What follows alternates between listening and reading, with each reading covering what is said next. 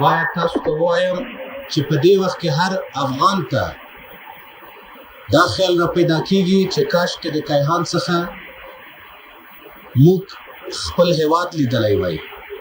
البته دا به ډېره ښکلې منظره وي. حتما افغانستان د هندوکش د لوړو څوکو چې په واورو ډکې دي او شنې ورشوګانې، شنې درې او پراخو دښتو له مخې څخه سم د لاسه ښکاري.